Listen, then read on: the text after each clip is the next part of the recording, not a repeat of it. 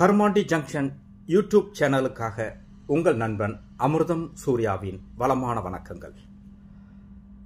நண்பர்களே, இந்த முறை உங்களோடு நான் பகிர்ந்து கொள்ளக்கூடிய ஒரு செய்தி சமீபத்தில் நடந்து முடிந்த அகழ்வாராய்ச்சி பற்றிய காணொளியாகும். சிவகாசியில் வசிக்கும் கவிஞர் திலகபாமா அவர்கள் சிறப்பு அனுமதி பெற்று ஒரு ஞாயிற்றுக்கிழமை காலை அகழ்வாராய்ச்சியை நேரில் காண ஏற்பாடு செய்திருந்தார். எங்களோடு எழுத்தாளர் பா. வெங்கடேசன், முனைவர் ராஜேஸ்வரி ஆகியோரும் சென்றிருந்தோம். எங்களை அன்புடன் வரவேற்று விவரங்களை தந்தார் வெம்பக்கோட்டை பகுதி அகழ்வாராய்ச்சிக்கான இயக்குனர் பாஸ்கர் அவர்கள். இதுவரை நடந்த அகழ்வாராய்ச்சிகள் எல்லாமே இடுகாடு சுடுகாடு பகுதிகளை ஒட்டிய பகுதிகள். ஆனால் இது மட்டும்தான் ஆற்றங்கரை நாகரிகத்தை பறைசாற்றுகிற சான்றுகளாகும். இந்த ஆய்வு வைப்பாறு என்கிற ஆறு சிவகாசிக்கு தெற்கே 15 கிலோமீட்டர் தொலைவிலும் விருதுநகருக்கு தென்மேற்கே 50 கிலோமீட்டர் தொலைவிலும் உள்ளது. இந்த வைப்பாற்றின் இடது கரையில் அமைந்துள்ளதுதான் வெம்பக்கோட்டை என்கிற பகுதியாகும். இந்த பகுதி சேதுபதி, பாண்டிச்சேதுபதி ஆகிய குறுநில மன்னர்கள் ஆட்சி செய்த பகுதி என்கிறார் ஆய்வாளர் பாஸ்கர். 2 மீட்டர் உயரம் கொண்ட வெம்பக்கோட்டை தொல்லியல் மேட்டு பகுதியில் ஆய்வு செய்த போது இது கற்காலம் முதல் மத்திய காலம் வரை மக்கள் தொடர்ந்து வாழ்ந்து வந்ததற்கான சான்றுகள் கிடைத்துள்ளது. குறுநில மன்னர்களால் ஆட்சி செய்யப்பட்டதாக கருதப்படும் வெம்பக்கோட்டை ஆராய்ச்சியில் கிடைத்த பொருட்கள் எல்லாமே சங்கு வளையல்கள் செய்யக்கூடிய தொழிற்சாலை இங்கு செயல்பட்டது என்பதை தெரிவிக்கிறது. இங்கு பலவிதமான பாசிமணிகள், சுடுமண்ணாலான காதணிகள், பொம்மைகள், மோதிரங்கள், சில்வட்டுகள், இரும்பு உருக்கு கழிவுகள், சங்கு வலைகள் என சுமார் 3254 பழங்கால பொருட்கள் கண்டெடுக்கப்பட்டுள்ளது. இங்கு கண்டெடுக்கப்பட்ட தொல் பொருட்கள் மற்றும் பானை ஓடுகள் எல்லாம் சுமார் 5000 ஆண்டுகளுக்கு முற்பட்டவை என்று அறிய முடிகிறது. மேலும் வைப்பாறு கரையிலிருந்து தூத்துக்குடி கடல் வழியாக வணிகம் நடந்ததுக்கான சான்றுகள் கிடைத்திருக்கிறது. வெம்பக்கோட்டையில் கிடைக்கக்கூடிய சுடுமண் காளைகள் அனைத்தும் திமில் உள்ள காளைகளாக இருக்கிறது. அப்படி கிடைத்த சான்றுகளிலே திமில் உள்ள காளைகள் இங்கு கிடைத்திருக்கிறது. ஆனால் விருதுநகர் மாவட்டத்தில் எங்கும் திமில் உள்ள காளைகள் இல்லை. அதிக எண்ணிக்கையில் இல்லை, ஏதோ 1-2 இருக்கலாம், அதிக எண்ணிக்கையில் இல்லை. இதுவே இந்த ஆராய்ச்சியை இன்னும் முக்கியத்துவப்படுத்துகிறது. மேலும் வெம்பக்கோட்டை அகழ்வாராய்வில் 3 தங்க ஆபரணங்கள் கிடைத்திருக்கிறது. ஒன்று தங்கத்தகடு, மற்றொன்று தங்க ஆபரணம் செய்யும் போது தொடக்க நிலையில் உள்ள தங்கம் என்று சொல்கிறார்கள். அந்த தங்கத்தை ஆய்வு செய்த போது இது மிகவும் பழமையான தங்கம் என்று கண்டறியப்பட்டுள்ளது. இந்த தங்கம் பெண்களுக்கு அணிவிக்கப்படும் ஒரு வகையான தாலியாக இருக்கலாம், அதற்கான அமைப்பு இருப்பதாக சொல்கிறார்கள். ஆக மற்ற அகழ்வாராய்ச்சியில் இல்லாத சிறப்பு அம்சங்கள் இந்த வெம்பக்கோட்டை ஆராய்ச்சியில் கிடைத்திருக்கிறது. தங்கம் உட்பட மேலும் தந்தத்தாலான வளையல்கள், சங்கு வளையல்கள் என பல்வேறு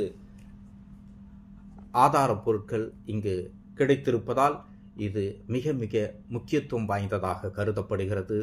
தமிழர்களின் ஆற்றங்கரை நாகரிகத்தை பறைசாற்றுகிற, வெளிப்படுத்துகிற ஒரு முக்கிய ஆவணமாக இந்த வைப்பாறு ஆறு அருகே உள்ள வெம்பக்கோட்டை ஆராய்ச்சி முதன்மை பெறுகிறது. அங்கு நாங்கள் பார்த்த பொருட்களை எடுத்த வீடியோவை உங்களோடு பகிர்ந்து கொள்கிறோம். இந்த வீடியோவில் கல் கோடாரி, பானை, சுடுமண்ணாலான சட்டி, சுடுமண் கிண்ணம்,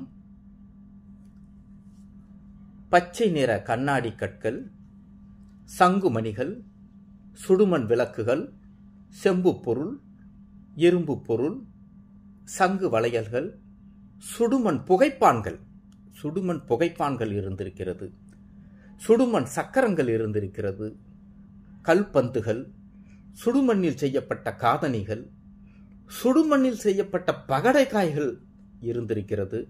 ஆரஞ்சு நிற கண்ணாடி மணிகள், படிக மணிகள், மஞ்சள் நிற கண்ணாடி மணிகள், சூது பவள மணிகள், செப்பு காசுகள், இவற்றோடு காளையை அடக்குகிற முத்திரைகள் கிடைத்திருக்கிறது.